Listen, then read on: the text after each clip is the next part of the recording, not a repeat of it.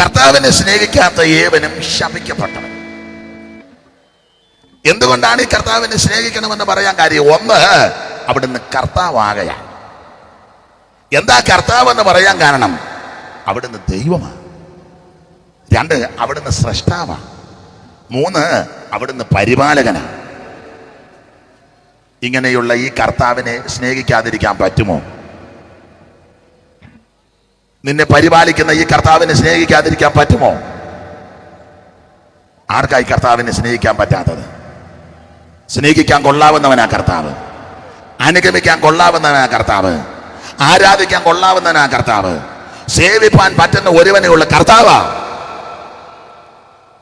ആർക്കും ചെല്ലാമല്ലോ, എപ്പോ വേണേലും ചെല്ലാമല്ലോ, ഏത് സമയത്തും ചെല്ലാമല്ലോ, ഇല്ലേ?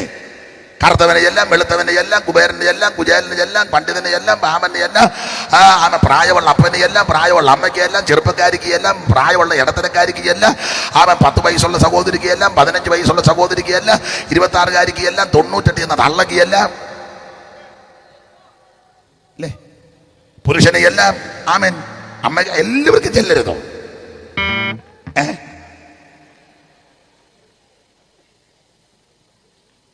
എന്തോ അതിനിടയിൽ രണ്ട് പണിയുണ്ടല്ലോ.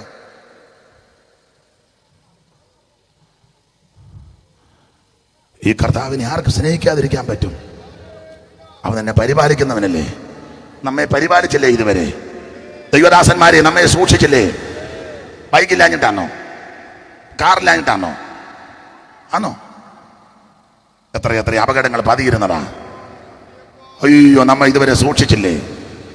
മേലിലും സൂക്ഷിക്കാൻ അവൻ വിശ്വസ്തനാ. കർത്താവോ വിശ്വസ്തൻ. അവൻ നിങ്ങളെ ഉറപ്പിച്ച് ദുഷ്ടന്റെ കയ്യിൽ അകപ്പെടാനവൻ നിങ്ങളെ കാക്കും. ഇങ്ങനെ പരിപാലിക്കുന്ന ഈ കർത്താവിനെ എങ്ങനെ സ്നേഹിക്കാതിരിക്കാൻ പറ്റും?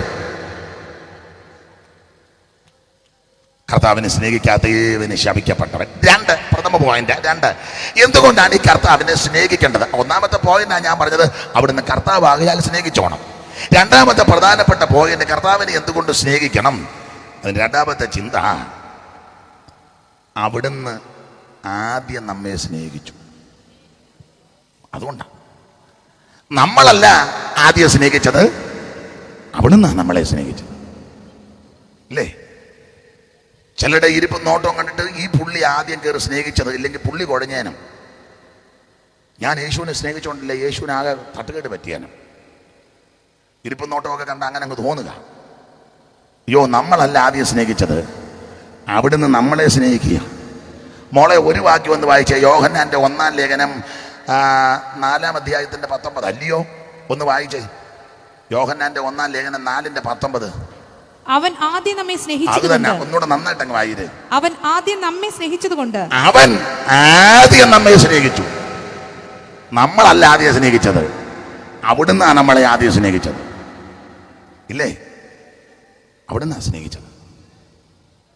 ഒരിക്കൽ തൻ്റെ ഇഹലോക ജീവിത കാലത്ത് ശുശ്രൂഷയിൽ ഒരു പദം പറഞ്ഞേച്ചാ പോയത്, നിങ്ങൾ എന്നെ തിരഞ്ഞെടുത്തതല്ല, ഞാൻ നിങ്ങളെ തിരഞ്ഞെടുത്തതാണ്, ഇല്ലേ? ചെറിയാച്ചൻ പാടിയൊരു പാട്ടിന്റെ വരി എനിക്ക് വളരെ ഇഷ്ടപ്പെട്ട വരികളാണ്. സ്വർഗസുഖമണുവളവും അനുഭവമാക്കാൻ, സ്വർഗസുഖമണുവളവും അനുഭവമാക്കാൻ, യോഗ്യതയില്ലകതയെ കൽപ്പവുമോർക്കിൽ, യോഗ്യതയില്ലകതയെ കൽപ്പവുമോർക്കിൽ, ഭാഗ്യവശാൽ പാപിയായ ഞാൻ രക്ഷിതനായി പാപശിക്ഷകൾ പോക്കി, ഭാഗ്യവശാൽ പാപിയായ ഞാൻ രക്ഷിതനായി പാപശിക്ഷകൾ പോക്കി. മഹാത്ഭുതമേ കാൽവരിയിൽ കാണുന്ന സ്നേഹം, മഹാത്ഭുതമേ കാൽവരിയിൽ കാണുന്ന സ്നേഹം, മഹോന്നതൻ വഹിച്ചിടുമേ ലോകത്തിൻ പാപം, മഹോന്നതൻ വഹിച്ചിടുമേ ലോകത്തിൻ പാപം, സർവ്വലോകത്തിൻ ശാപം, സർവ്വലോകത്തിൻ ശാപം. എന്ത് നല്ല വരികളാ ചെറിയാച്ചന്റെ. നമ്മളല്ല ആദ്യം സ്നേഹിച്ചത്, അവിടുന്നാണ് നമ്മളെ സ്നേഹിച്ചത്. അവിടുന്ന് നമ്മളെ സ്നേഹിച്ചപ്പോൾ, എൻ്റെ ഭാഷ പറയാ, വചനത്തെ കൂട്ടുപിടിച്ച നമുക്ക് യോഗ്യത ഉള്ളത് കൊണ്ടല്ല സ്നേഹിച്ചത്, യോഗ്യത ഇല്ലാതിരുന്നത് കൊണ്ടാണ് സ്നേഹിച്ചത്.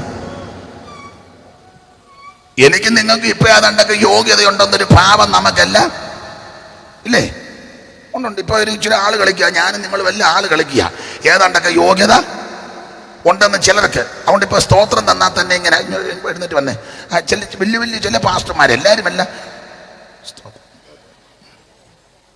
വലിയ ബുദ്ധിമുട്ടാണ്. ചില പിന്നെ ഇങ്ങനെ തൂത്താച്ചങ്ങ് പോവും, ചിലക്ക് മിണ്ടാനൊക്കെ വലിയ പൗവതിയ. എന്തുകൊണ്ട് പാസ്റ്റർ വിശേഷം?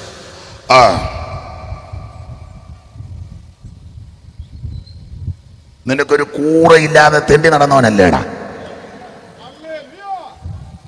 നീ. ഇത് കൂടുതൽ ഞാൻ എങ്ങനെ പറയാനേ അല്ലേ? ഞാൻ എന്നെയും കൂടെ നീ പെന്തിക്കോസി വന്ന ചെല്ലേടാ ഷൂ കാണുന്നേ ആദ്യം അല്ലേ? മിണ്ടുകയല്ല അല്ലേ? നല്ല ബെൽറ്റ് കണ്ടത് പെന്തിക്കോസി വന്നേ പിന്നല്ലേടാ. മറ്റേത് ചാക്കിയുടെ ഇട്ട് കെട്ടുകാരുന്നു, എന്നിട്ട് ചരടെടുത്തത് ആത്ത് കെട്ടിയതൊക്കെ ഇതിനകത്ത് ഇരിപ്പുണ്ട്, അതെനിക്ക് മോഹം കാണുമ്പോൾ അറിയാം. പിന്നെ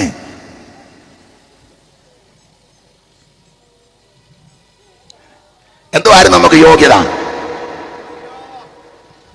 കുടുംബശ്രീ വല്ലതും ഉണ്ടായിരുന്നോ? അതൊന്നും പറയാതിരിക്കാം. നമ്മുടെ കുടുംബത്തിന്റെ ചരിത്രം വിചാരമൊന്നും അപ്പന്റെ പെങ്ങള് ചെയ്തതൊന്നും പൊതുവെ പറയാതിരിക്കുന്നതാ നല്ലത്. അമ്മയുടെ അനിയത്തി ചെയ്തത് മിണ്ടിയേക്കരുത്, നമ്മുടെ കുടുംബത്തട്ടതാ. അയ്യോ ഞങ്ങളുടെ വല്യമ്മച്ചി ആരാ? വല്യമ്മച്ചിയുടെ ഒട്ടും മിണ്ടായിരിക്കുന്നതാ. വല്യമ്മച്ചിയുടെ പ്രായക്കാരോട് ചോദിക്കണേ തള്ള ആരായിരുന്നെന്ന്. മനസ്സിലായോ? നമുക്കൊരു യോഗ്യതയില്ലായിരുന്നു. യോഗ്യത ഇല്ലാതിരുന്നത് കൊണ്ടാ അവിടുന്ന് നമ്മെ സ്നേഹിച്ചത്. അതെ അതെ അതെ, നമ്മുടെ നേരത്തെ അങ്ങനെ ആയിരുന്നു. ഓരോ ഒന്ന് രണ്ട് കാര്യം പറയാം. നമ്മുടെ അപാകത മോളെ, ആ റോമാലേഖനം ഇവിടുത്തെ 5-ാം അധ്യായത്തിന്റെ 6-ാം വാക്യവും 8-ാം വാക്യവും 10-ാം വാക്യവും 4 അപാകത അവിടെ കൊടുത്തേക്കുന്നത്. റോമാലേഖനം 5-ാം അധ്യായത്തിന് 6 വായിര്. നാം ബലഹീനരായിരിക്കും. ഇതായിരുന്നു നമ്മുടെ യോഗ്യത. നമ്മൾ ബലഹീനരായിരുന്നു നേരത്തെ. അന്നേരം അവിടെ നമ്മളെ സ്നേഹിച്ചത്. നമ്മൾ ബലഹീനരായിരുന്നപ്പോഴാ അവിടുന്ന് നമ്മളെ ലോകക്കാർക്കും ലോകത്തിൽ നിൽക്കുന്ന ആൾക്കാർക്കൊക്കെ ബലമുള്ളവരെ മതി അല്ലേ? സിന്താബ വിളിക്കാൻ ബലമുള്ളവരെ മതി അവർക്ക്. സിന്താബ മുത്തിയൊക്കെ ചുരുട്ടി പിടിച്ച് സിന്താബ. അന്നേരം പറയും തങ്കച്ചൻ കയറി നിൽക്കി കൊടിയും പിടിക്കാൻ പറയും, മുന്നിൽ നിന്നോണം സിന്ത.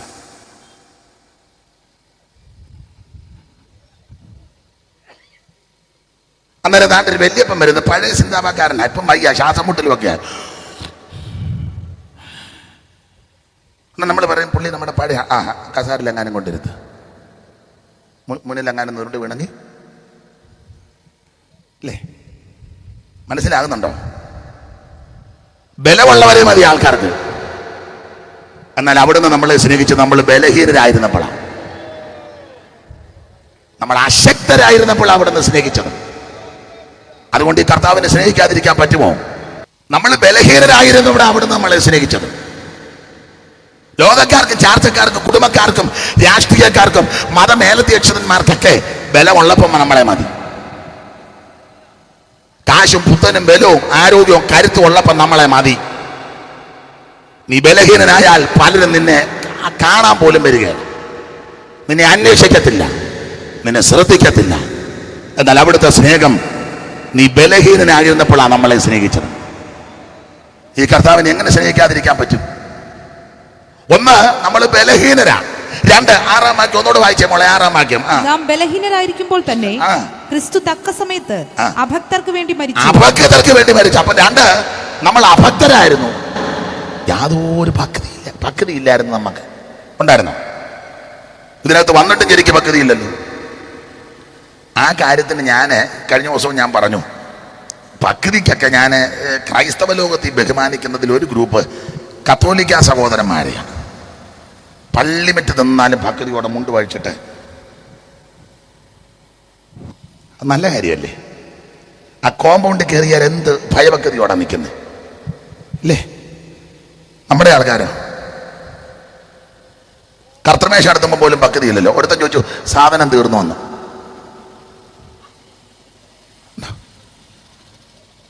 ഒരു പക്വതയില്ല. പിന്നെ പക്വതി സിലോൺ പെന്തിക്കോസുകാർക്ക് അവരുടെ കൂട്ടായ്മയ്ക്ക് നല്ല പക്വതി ചിട്ടയാണ്. മുഴങ്കാലിൽ ഇരിക്കുകയും നടത്തിപ്പുമൊക്കെ നല്ലതാണ്, പക്വതിയോടെ. നല്ല കാര്യം നല്ലതാണെന്ന് പറയണ്ടേ? അതെ. പിന്നെ ഹൈന്ദവ സ്നേഹിതന്മാർക്കും ആ ദീപാരാധനയുടെ സമയത്ത് നല്ല ഭക്തിയാണ്, ഭക്തിയോടെ അവർ നിൽക്കുന്നത്. തൊഴുതുകൊണ്ട് ഭക്തി വേണ്ടേ? എന്നാൽ അവിടുന്ന് നമ്മളെ സ്നേഹിച്ചത്, നമ്മൾ അഭക്തരായിരുന്ന കാലത്ത് അവിടുന്ന് നമ്മളെ സ്നേഹിച്ചത്. ഒന്ന്, നമ്മൾ ബലഹീനരായിരുന്നു. രണ്ട്, നമ്മൾ അഭക്തരായിരുന്നു. മൂന്ന്, നമ്മളെ 8-ാം വാക്യം ഒന്ന് വായിച്ച 8. ക്രിസ്തുവോ നാം പാപികളായിരിക്കും. അയ്യോ, നമ്മൾ പാപികളായിരുന്നപ്പോഴാണ് നമ്മളെ സ്നേഹിച്ചത്. പാപികളായിരുന്നപ്പോൾ നമ്മെ സ്നേഹിച്ചു. മോളെ 10-ാം വാക്യം വായിച്ചേ. ശത്രുക്കളായിരിക്കുമ്പോഴാണ് നമ്മളെ സ്നേഹിച്ചത്. ഈ കർത്താവിനെ എങ്ങനെ സ്നേഹിക്കാതിരിക്കാൻ പറ്റും? നമ്മൾ ശത്രുക്കളും പാപികളും അഭക്തരും ബലഹീനരുമായിരുന്നപ്പോഴാണ് അവിടുന്ന് നമ്മളെ സ്നേഹിച്ചത്. അതുകൊണ്ട് ഇന്ന് രാത്രി ഈ കർത്താവിനെ സ്നേഹിച്ചോണം. കർത്താവിനെ സ്നേഹിക്കാത്ത ഏവന് ശപിക്കപ്പെട്ടവൻ. യോഗ്യത ഉള്ളത് കൊണ്ടല്ല സ്നേഹിച്ചത്, യോഗ്യത ഇല്ല. ഞാൻ ഇന്നലെയൊക്കെ കഴിഞ്ഞ ദിവസമൊക്കെ എവിടെയോ പ്രസംഗിച്ചപ്പോൾ ഞാൻ പറഞ്ഞു, ഞങ്ങളുടെ നാട്ടിൽ യോഗ്യത നോക്കി സ്നേഹിക്കുകയായിരുന്നെങ്കിൽ വേറെ ആൾക്കാരെ ഇതിനകത്ത് കൊണ്ടുവരേണ്ടത് അല്ലേ? എത്രയോ മിടുക്കന്മാരുണ്ടായിരുന്നു കുട്ടനാട്ടിൽ. എൻ്റെ വീട് കുട്ടനാട്ടില്ല, കാവാലം. യോഗ്യത നോക്കുകയായിരുന്നേ കണ്ടേ സർദാർ KM പണിക്കര്. കഴിഞ്ഞ ദിവസം ഇപ്പോൾ ഞാൻ പറഞ്ഞാച്ചാ വന്നത്. നെഹ്റു മന്ത്രിസഭയിൽ അംബാസിഡർ ആയിരുന്നു, ഉന്നതനായ മനുഷ്യൻ. ചാലയിൽ തറവാട്ടിൽ, നായർ തറവാടാ, ചാലയിൽ തറവാട്ടിലെ സർദാർ KM പണിക്കർ അദ്ദേഹം കടന്നുപോയി. ഉന്നതനായ മനുഷ്യൻ. യോഗ്യത നോക്കിയായിരുന്നേ അദ്ദേഹത്തെ ശുശ്രൂഷയ്ക്ക് ആക്കണമായിരുന്നു. മൈസൂർ സർവകലാശാലയുടെയൊക്കെ വൈസ് ചാൻസലറായിട്ടൊക്കെ ഇരുന്ന ഉന്നതനായ മനുഷ്യനാണ്, അംബാസിഡറായിരുന്നു അന്നത്തെ നെഹ്റു മന്ത്രിസഭ. യോഗ്യത നോക്കിയായിരുന്നെ കാവാലത്തിന് പുള്ളീനെ തെരഞ്ഞെടുക്കണം ഈ ശുശ്രൂഷയ്ക്ക്. പക്ഷേ യോഗ്യതയൊന്നുമില്ല, എന്നെ തെരഞ്ഞെടുത്തു. അദ്ദേഹത്തിന് അനന്തരവനാണെന്നല്ലോ കടന്നുപോയ കാവാലം നാരായണ പണിക്കർ, അദ്ദേഹത്തിന്റെ മകനെ കാവാലം ശ്രീകുമാർ, വലിയ ഉന്നതന്മാരാ. യോഗ്യത നോക്കുകയായിരുന്നെങ്കിൽ അവരെ ഈ ശുശ്രൂഷയ്ക്ക് ആക്കണമായിരുന്നു. എൻ്റെ ആഗ്രഹം അവരും ഇനിയും ഉള്ളവരും ഈ ശുശ്രൂഷയ്ക്ക് വരട്ടെന്നാണ് എൻ്റെ പ്രാർത്ഥന. സ്തോത്രം. കുട്ടനാട്ടിൽ അങ്ങനെ നോക്കിയായിരുന്നു വേറെ ആൾക്കാരുണ്ട്. മുരിക്കൻ, കായൽ രാജാവായിരുന്നു മുരിക്കൻ. 3 കായൽ സ്വന്തം, കൃഷി ചെയ്യുന്ന സ്ഥലമാണ്. 3 കായൽ സ്വന്തം, ഏതാണ്ട് 7000 ചുറ്റുപാട് ഏക്കർ. മനസ്സിലാകാത്തോണ്ടാന്നോ ഞെട്ടാഞ്ഞ്? 7000 ഏക്കർ, മനസ്സിലായില്ലേ? പിന്നെ എന്നാ ഒരു മുഖത്തിൻ്റെ ഭാവ വ്യത്യാസമൊന്നും ഉണ്ടാകാൻ? ഓ, നിങ്ങൾ ഇതിലും വലുത് കേട്ടിട്ട് ഞെട്ടിയിട്ടില്ല. എന്നാ പിന്നെ 7000 ഏക്കർ നിലം. പിന്നെ ബാക്കിയൊന്നും ഞാൻ വിവരിക്കുന്നില്ല. മുരിക്കൻ, കായൽ രാജാവായിരുന്നെന്ന. അന്ന് രാജാവ് കൽപ്പന കൊടുത്ത ഭക്ഷ്യക്ഷാമം വന്നപ്പം നികത്തി കൃഷി ചെയ്തോളാൻ.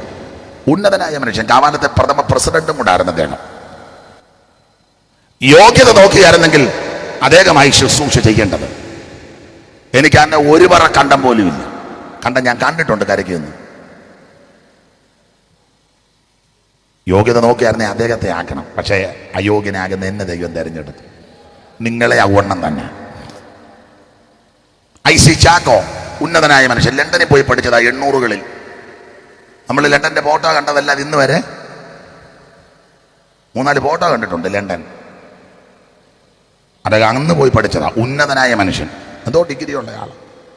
ഹരിതവിപ്ലവത്തിന് നാന്ദി കുറിച്ച MS സ്വാമിനാഥൻ, അദ്ദേഹം കുട്ടനാട്ടുകാരനാണ്. അങ്ങനെ ഉന്നതന്മാർ ഒത്തിരി ഉണ്ട്. അപ്പൊ യോഗ്യതയും ശ്രേഷ്ഠതയും കുടുംബശ്രേഷ്ഠതയും നിറവും നിലവാരവും ശ്രേഷ്ഠതയൊക്കെ വെച്ച് നോക്കിയാൽ അവരാ ഇതൊക്കെ ചെയ്യേണ്ടത്. പക്ഷെ യാതൊരു യോഗ്യത ഇല്ലാതിരുന്ന എന്നെ അവിടുന്ന് സ്നേഹിച്ചു. ഇങ്ങനെ സ്നേഹിക്കുന്ന ഈ കർത്താവിനെ എങ്ങനെ സ്നേഹിക്കാതിരിക്കാൻ പറ്റും? ദൈവത്തിന് സ്തോത്രം. ഞാൻ സമയത്തെ ഭയപ്പെടുന്നത് കൊണ്ട് ഏറെ ഇനി പറയുന്നില്ല. കർത്താവിനെ സ്നേഹിക്കാത്ത ഏവന് ശപിക്കപ്പെട്ടവൻ. എന്തുകൊണ്ട് ഈ കർത്താവിനെ സ്നേഹിക്കണം? 1, അവിടുന്ന് കർത്താവ്. 2, അവിടുന്ന് ആദ്യം നമ്മെ സ്നേഹിച്ചു. 3, ഈ കർത്താവിനെ സ്നേഹിക്കാനുള്ളതിന്റെ 3ാമത്തെ കാരണം അവിടുന്ന് കൃപ നമുക്ക് തന്നു. അതിന്റെ 23-ാം വാക്യം ഒന്ന് വായിച്ചേ മോളെ. കർത്താവായ യേശുക്രിസ്തുവിന്റെ കൃപ നിങ്ങളോട് കൂടെ ഇരിക്കുമാറാകട്ടെ. കർത്താവായ യേശുക്രിസ്തുവിന്റെ കൃപ നിങ്ങളോട് കൂടെ ഇരിക്കുമാറാകട്ടെ. ഈ കർത്താവിനെ സ്നേഹിക്കാനുള്ള 3ാമത്തെ കാരണം കൃപ നമുക്ക് തന്ന കർത്താവ്. എന്തുവായി കൃപ? കൃപ തന്നത് കൃപ തന്നെന്ന് പറഞ്ഞാൽ ഒറ്റ വാക്ക് പറയാ, നമുക്ക് ദാനം തന്നു. കൃപ ദാനമാണ്. വെളിപ്പാട് പുസ്തകത്തിൽ വായിക്കുന്ന രക്ഷ ദൈവത്തിന്റെ ദാനമാണെന്ന്. കൃപയും അങ്ങനെ തന്നെ ദാനമാണ്. എന്തുവാ ഈ കൃപ? ഈ കൃപ എന്ന് പറഞ്ഞാൽ അർഹതയില്ലാത്ത സ്ഥാനത്ത് ലഭിക്കുന്നതാണ്. നമുക്ക് യാതൊരു അർഹതയുള്ളവരല്ല, പക്ഷേ കൃപ നമുക്ക് തന്നു. കർത്താവിന്റെ കൃപ അനുഭവിക്കാത്തവരാരാ? ഇവിടെ ഇരിക്കുന്ന എല്ലാവരും, കേൾക്കുന്നവരും, ഈ നാട്ടിലുള്ളവരും, ഭൂമിയിൽ പാർക്കുന്ന സകലരും കർത്താവിന്റെ കൃപ അനുഭവിക്കുന്നതാണ്. ദൈവത്തെ വിളിക്കുന്നവനും വിളിക്കാത്തവനും കൃപ അനുഭവിക്കുന്ന ആളാണ്. അവിടെ മത്തായി സുവിശേഷം 5-ാം അധ്യായത്തിന്റെ 44-ാം വാക്യം ഒന്ന് വായിച്ചേ മോളെ. 44-45 മത്തായി, പെട്ടെന്ന്. ഞാനോ നിങ്ങളോട് പറയുന്നത്, നിങ്ങളുടെ ശത്രുക്കളെ സ്നേഹിപ്പിൻ, നിങ്ങളെ ഉപദ്രവിക്കുന്നവർക്ക് വേണ്ടി പ്രാർത്ഥിപ്പിൻ. സ്വർഗസ്ഥനായ നിങ്ങളുടെ പിതാവിന് പുത്രന്മാരായി തീരേണ്ടതിന് തന്നെ അടുത്തത്, അവൻ ദുഷ്ടന്മാരുടെ മേലും നല്ലവരുടെ മേലും തന്റെ സൂര്യനെ ഉദിപ്പിക്കുകയും നീതിമാന്മാരുടെ മേലും നീതികെട്ടവരുടെ മേലും മഴ പെയ്യുകയും ചെയ്യുന്നുവല്ലോ. അയ്യോ, ഇതല്ലേ കൃപ? ദുഷ്ടനും നീതിമാനും നീതികെട്ടവനും നീതിയുള്ളവനും എല്ലാം സൂര്യനെ ഉദിപ്പിക്കുകയും മഴയും വെയിലും ചൂടും കാറ്റും കൊടുക്കുന്നവനാ ദൈവം. ആരായി കൃപ അനുഭവിക്കാത്തത്? നമ്മൾ സഭായമൊക്കെ തുടങ്ങുമ്പോൾ ഒരു പാട്ടിന്റെ വരി പാടും, ദുഷ്ടരാകും ജനങ്ങൾക്കും നീതിയുള്ളവർക്കും, ദുഷ്ടരാകും ജനങ്ങൾക്കും വന്മഴയും നൽവയിലും നൽകുന്ന മഹേശ, വന്മഴയും നൽവയിലും നൽകുന്ന മഹേശ, വാഴ്ത്തിടുന്നു വാഴ്ത്തിടുന്നു നന്ദിയോടറിയ, വാഴ്ത്തിടുന്നു വാഴ്ത്തിടുന്നു നന്ദിയോടറിയ, കീർത്തിക്കുന്നു ഘോഷിക്കുന്നു ആത്മബോധമോടെ, കീർത്തിക്കുന്നു ഘോഷിക്കുന്നു ആത്മബോധമോടെ. നല്ല പാട്ടാ. ഈ നേരത്തെയൊക്കെ ഇപ്പോഴും ഞങ്ങളുടെ സഭയിൽ അങ്ങനെ ഈ സഭായോഗം ആരംഭിക്കുമ്പോൾ ഇങ്ങനെയുള്ള പാട്ടുകളാണ് പാടുന്നത്. ദൈവത്തെ സ്തുതിക്കുന്ന പാട്ടുകളാണ്. ഇപ്പം ചില പാട്ടുകാരുണ്ട് ദൈവത്തെ സ്തുതിക്കുന്ന പാട്ടൊന്നുമല്ല, അവർ കുറച്ച് പാട്ടുമായിട്ട് വന്നിട്ടുണ്ട്, അത് പാടിക്കണം. ചില സഭകളിൽ ചെന്നേ ഭാഷമാര് പ്രാർത്ഥന തന്നെ പാട്ട് പാടി ദൈവത്തെ സ്തുതിക്കുക. ഉടനെ ഒരു പാട്ടുകാരൻ, പരീക്ഷ എൻ്റെ ദൈവം. യോ, ഈ കഴുതേനയല്ല അങ്ങ്, പിന്നെ എന്തുവാ പറയണ്ടത്? വിവരമില്ല. ആ പാട്ട് അന്നേരമാണോ തുടങ്ങുന്നത്? ഒരാരാധന തുടങ്ങുമ്പം സ്തുതിഗീതം അർപ്പിക്കും ഇല്ലേ? പാട്ടുകാർ പാട്ടെടുത്തത് ഓരോ സന്ദർഭത്തിൽ പാടേണ്ട പാട്ടുകളുണ്ട്, സന്ദർഭോചിതമായിട്ട്. ഒരാരാധനയെ ആരംഭിക്കുമ്പോൾ ദൈവത്തെ സ്തുതിക്കുന്ന പാട്ടാണ്.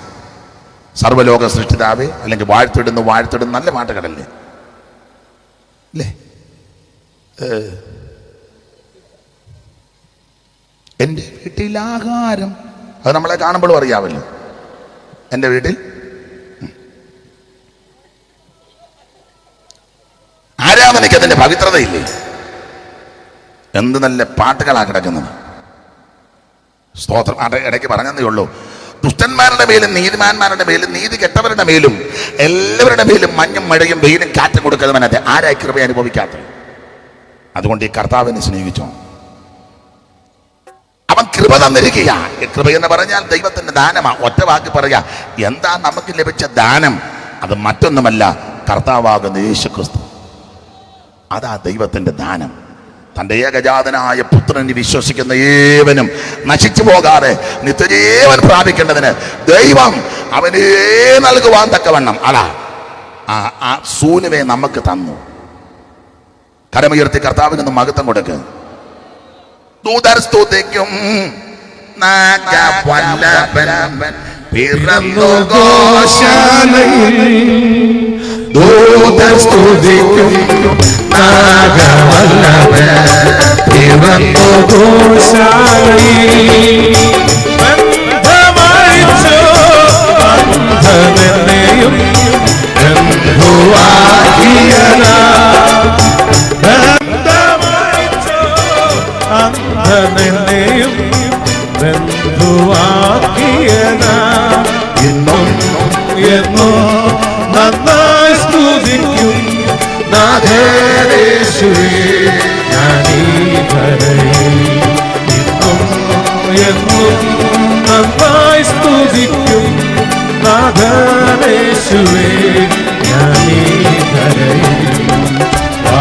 വാഴ്ത്തിടുമേ വാഴ്ത്തിടുമേ ഇമ്മാനുവേലേ എൻ ജീവകാലം ഈശോനിലേ ഇമ്മാനുവേലേ എൻ ജീവകാലം ഈശോനിലേ.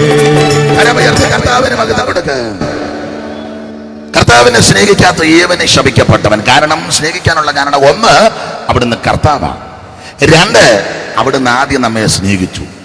മൂന്ന്, അവിടുന്ന് നമുക്ക് കൃപ തന്നു. 9:30 മെസ്സേജ് നിർത്തണമെന്ന ബഹുമാനപ്പെട്ട വിക്ടർ ഫിലിപ്പ് അവറുകൾ പറഞ്ഞിരിക്കുന്നത് ഈ വാച്ചിന്റെ കണക്കനുസരിച്ച് 5 മിനിറ്റും കൂടെ ഉണ്ട്. കീറുകൃത്യത്തിന് നിർത്തിയിരിക്കും. ചെല്ലിപ്പോ ചിന്തിക്കുക, ഇയാൾ നേരത്തും കാലത്തും വരുന്നവനുമല്ല, നേരത്തും കാലത്തും നിർത്തുന്നവനുമല്ല. അതിന്ന് ഞാനിപ്പോ കാണിക്കാം. അപ്പൊ ശ്രദ്ധിക്കുക, കർത്താവിനെ സ്നേഹിക്കാത്ത ഏവനും ശപിക്കപ്പെട്ടവൻ. 4ാമത്തെ പോയിന്റ്, ഈ കർത്താവിനെ സ്നേഹിക്കണം. എന്തുകൊണ്ടായി അദ്ദേഹത്തെ സ്നേഹിക്കണം? അവിടുന്ന് സ്നേഹിക്കണമെന്ന് പറയാൻ കാര്യം 4ാമത്തെ ചിന്ത ആ 22ാം വാക്യം ഒന്നുകൂടെ വായിച്ചേ മോളെ. കർത്താവിനെ സ്നേഹിക്കാത്തവൻ ഏവനും ശപിക്കപ്പെട്ടവൻ. അതിന്റെ കാരണം അടുത്തത്, നമ്മുടെ കർത്താവ് വരുന്നു. അതുകൊണ്ടാണ് അവിടുന്ന് സ്നേഹിക്കണമെന്ന് പറഞ്ഞു. അവിടുന്ന് വീണ്ടും വരുന്നെന്ന്, അവിടുന്ന് വരുന്നെന്ന്. അതുകൊണ്ട് സ്നേഹിക്കാൻ അവിടുന്ന് വീണ്ടും വരുന്നു. അതെന്നെ വീണ്ടും വരുന്നത്? ഒന്ന് വന്നതാണ്. അതെന്നാ? അയ്യോ, അത് നസറത്തിൽ മറിയത്തിന്റെ ഉദരത്തിൽ ഉരുവായില്ലയോ, കന്യാസൂനുമായിട്ട് ആ കാലത്തൊടുത്തി കൊണ്ട് കിടത്തിയില്ലയോ? അതല്ലായിരുന്നോ തിരുപ്പറവി? ഡിസംബറിലൊന്നും അല്ലേ യേശു ജനിച്ചത്? കൂടുവെല്ലാം ഉണ്ടാക്കി പമ്മി കിടക്കരുത്. വേറെ രാജ്യത്ത് വേറെ മാസമാണ്. അവിടെ പിന്നെ കേരളത്തിലെ സാഹചര്യം അനുസരിച്ച്, ഇന്ത്യയിലെ സാഹചര്യം അനുസരിച്ച് ഡിസംബർ ആക്കിയതാണ്. വലിയ തണുപ്പുമില്ല, വലിയ ചൂടും ഇല്ല, അതുകൊണ്ട് പരിയമ്പറത്ത് കിടക്കുകയും ചെയ്യാം. ഇപ്പം മാസം പറഞ്ഞൊരു അടിപിടി ഉണ്ടാകണ്ട. ഏതായാലും തിരുപ്പിറവി എന്തുവാ ചാ പറഞ്ഞത്? ഡിസംബറിലാണെന്നാന്നോ അല്ലെന്നാന്നേ?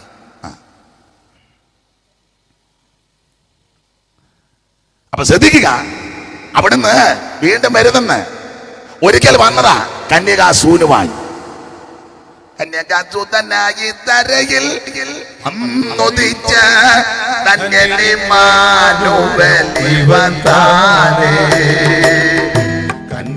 കന്യകസുധനായി ധരയിൽ വന്നുദിച്ച ധന്യരിൻ മാനുവേൽ ഇവൻ താനേ.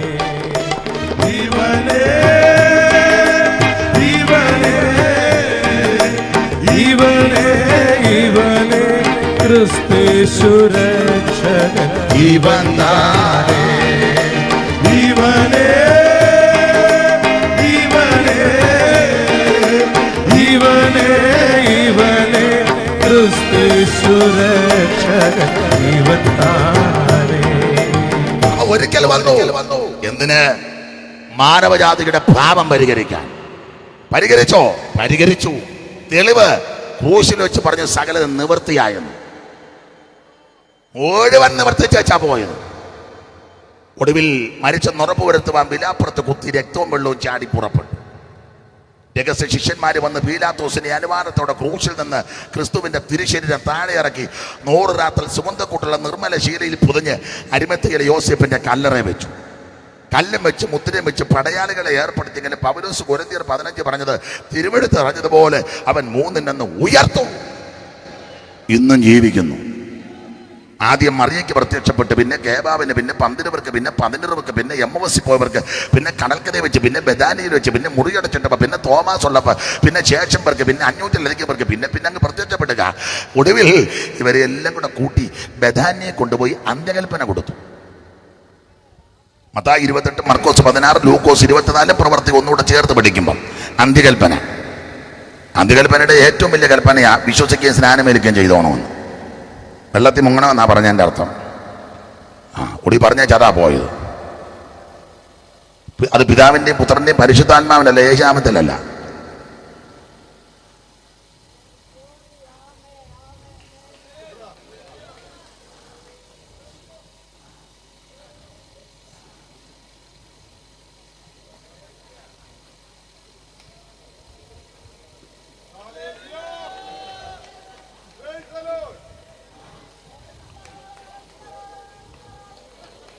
ഡേ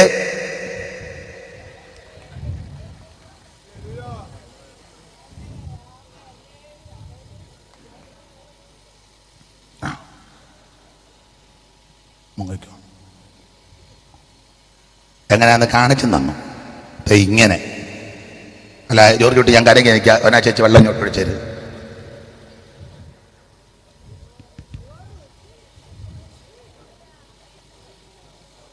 ഉറങ്ങാതെ കേക്ക്.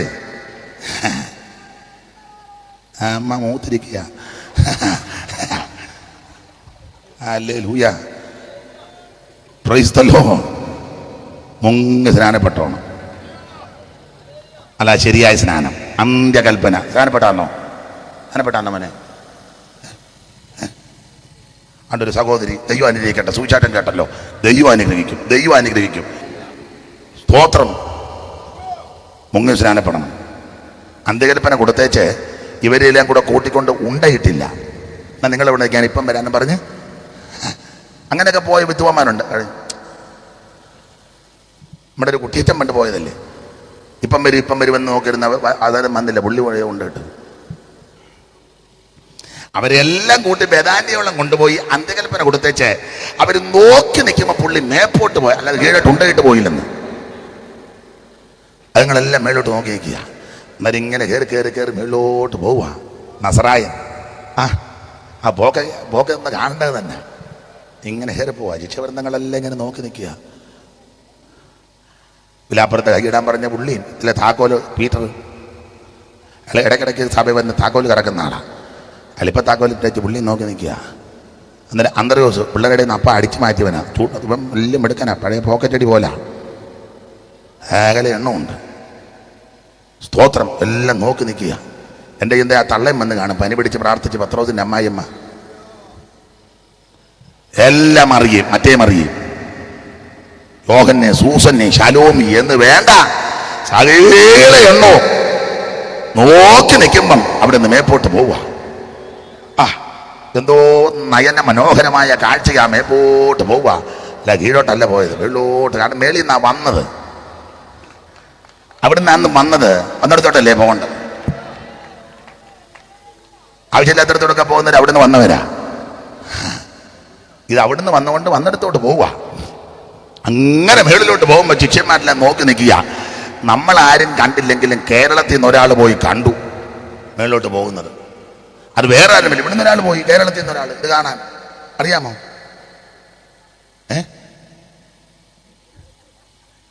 കേരളത്തിൽ നിന്ന് ഒരാൾ പോയി കണ്ടെന്ന്.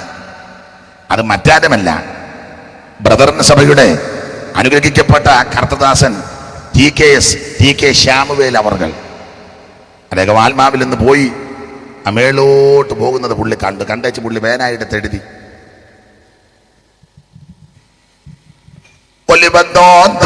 മലയിൽ നിന്നും തിരുജനമരികിൽ നിൽക്കവേ, ഒലിവന്നോതും മലയിൽ നിന്നും തിരുജനമരികിൽ നിൽക്കവേ, ചരണമുയർന്നു ഗഗനേ ഗഗനായി താതനരികിലമർന്നു. ചരണമുയർന്നു ഗഗനേ ഗഗനായി താതനരികിലമർന്നു. എന്തോരത്ഭുത പുരുഷൻ ക്രിസ്തു, തന്റെ മഹിമാനിസ്തുലം. എന്തോരത്ഭുത പുരുഷൻ ക്രിസ്തു, തന്റെ മഹിമാനിസ്തുലം. ഇത്ര മഹാനായ ഉത്തമനാകുമൊരുത്തനെ ഉലകിൽ കാണുമോ? ഓ, ഇത്ര മഹാനായ ഉത്തമനാകുമൊരുത്തനെ ഉലകിൽ കാണുമോ? ജയ ജയ നിസ്തുല ക്രിസ്തുരാജൻ, ജയ ജയ നിർമ്മല നായകൻ. ജയ ജയ നിസ്തുല ക്രിസ്തുരാജൻ, ജയ ജയ നിർമ്മല നായകൻ. ജയ ജയ ഘോഷം തുടരുക ജനമേ, ജയം തരുന്നാഥന് സ്തോത്രമേ. ജയ ജയ ഘോഷം തുടരുക ജനമേ, ജയം തരുന്നാഥന് സ്തോത്രമേ. ഒലിവന്നോതും മലയിൽ നിന്ന് നിന്നും തിരുജനമരികിൽ നിൽക്കവേ ഒലിവന്നോതും മലയിൽ നിന്നും തിരുജനമരുകിൽ നിൽക്കവേ ആ ചരണമുയർന്നു ഗഗനേഗതനായി താതനരികിലമർന്നു ചരണമുയർന്നു ഗഗനേഗതനായി താതനരികിലമർന്നു നേരെ അങ്ങോട്ട് പോയെന്ന്. നേരെ മേളിലോട്ട് പോയെങ്കിൽ മേളിൽ നിന്ന് തന്നെ തിരിച്ചും വരുന്നു. തെളിവിനൊരു വാക്യം വായിച്ച് നിർത്താം. ഫിലിപ്പിയ ലേഖനം 3:20 മോളെ. മേളിലോട്ടല്ലേ പോയത്? മേളിൽ നിന്നാ വരുന്നത്. നമ്മുടെ പൗരത്വമോ സ്വർഗത്തിലാകുന്നു. അവിടെ നിന്ന് കർത്താവായ യേശു ക്രിസ്തു രക്ഷിതാവായി വരുമെന്ന് വീണ്ടും വരുമെന്ന്. അവിടുന്ന് ആദ്യം അവിടുന്ന് വന്നു, അവിടേക്ക് തന്നെ പോയി, ഇനി അവിടുന്ന് വീണ്ടും വരും. നമ്മുടെ കർത്താവ് വരുന്നു. അതുകൊണ്ട് ഈ കർത്താവിനെ സ്നേഹിച്ചോണം. തിരുസഭയെ ചേർക്കാൻ അവിടുന്ന് വീണ്ടും വരിക. പോകണമെങ്കിൽ മാനസാന്തരപ്പെടണം, യേശുവിനെ രക്ഷിതാവായി സ്വീകരിക്കണം. 2 വെള്ളത്തിൽ മുങ്ങി സ്നാനപ്പെടണം. 3 പരിശുദ്ധാത്മ നിറവിനെ പ്രാപിക്കണം. 4 തിരുമേശ എടുക്കണം. 5 അവൻ കൂട്ടായ്മ ആചരിക്കണം. 6 വേർപാട് കർക്കശമായി പ്രാപിക്കണം, പ്രാർത്ഥന കഴിക്കണം. അങ്ങനെയുള്ള അനുദിന മാനസാന്തരം. അങ്ങനെയുള്ളവരെ ചേർക്കാൻ അവിടുന്ന് വീണ്ടും വരുന്നു. ഈ കർത്താവിനെ സ്നേഹിച്ചോണം. ദൈവം നിങ്ങൾക്കെല്ലാം കൃപ നൽകട്ടെ. എല്ലാവരും അല്പസമയം ദൈവത്തെ സ്തുതിച്ചാട്ടെ. എല്ലാവരും അല്പസമയം ദൈവത്തെ സ്തുതിക്കാം. യേശു വീണ്ടും വരുന്നു, യേശു വീണ്ടും വരുന്നു. കർത്താവിനെ സ്നേഹിക്കാത്ത ഏവന് ശപിക്കപ്പെട്ടവൻ. എന്തുകൊണ്ടാണ് അവിടുന്ന് സ്നേഹിക്കേണ്ടത്? അവിടുന്ന് കർത്താവാ. 2 അവിടുന്ന് ആദ്യം നമ്മെ സ്നേഹിച്ചു. 3 അവിടുന്ന് കൃപ തരുന്നു. 4 അവിടുന്ന് വീണ്ടും വരുന്നു. കരമുയർത്തി ദൈവത്തെ സ്തുതിച്ച് അല്പസമയം എല്ലാവരും ദൈവത്തെ സ്തുതിച്ചാട്ടെ. അല്പസമയം എല്ലാവരും ദൈവത്തെ സ്തുതിക്കാം. Hallelujah, hallelujah. എല്ലാവരും